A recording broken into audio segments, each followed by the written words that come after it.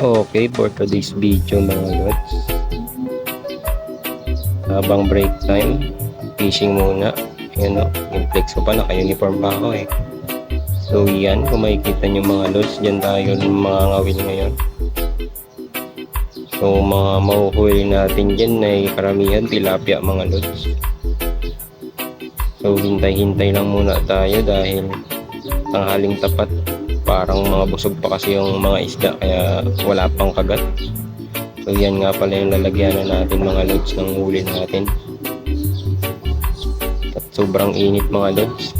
Kahapon sobrang lakas ng ulan tapos ngayon sobrang init. Yun no, parang buwang. Okay, mabilisang fast forward muna tayo mga lods.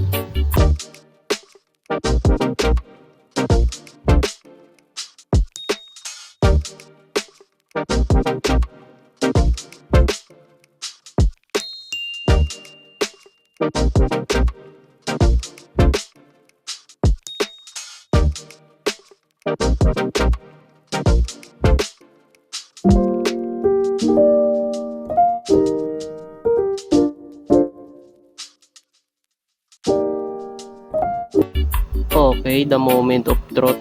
The moment of truth mga lods. Yun. Nakuha na rin natin ang unang ating first catch. Unang first catch. So yun, ayusin ko muna camera ko dito mga lods. Tapos yan, i-reflex na natin yung ating tilapia. Napakaganda mga lods. Good size mga lods. Sabi na yan mga lods. Sarap na sarap sila sa pain ko na bulate oh. Yan mo naman. Yawak sa may hasang mga lods. Ay, hindi ko malagang gusto, sukat-sukat. Yan o, naman.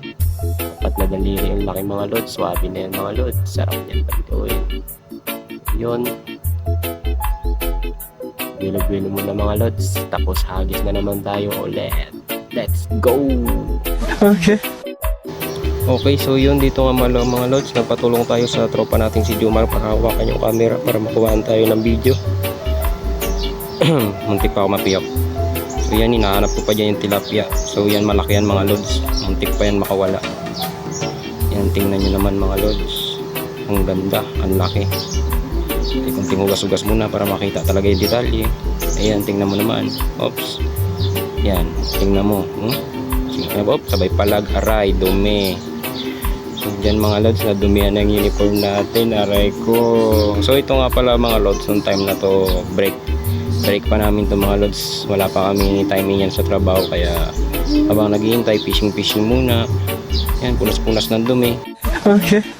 At yun, ito nga pala lahat ng huli ko. Yun lang, thank you, bye bye.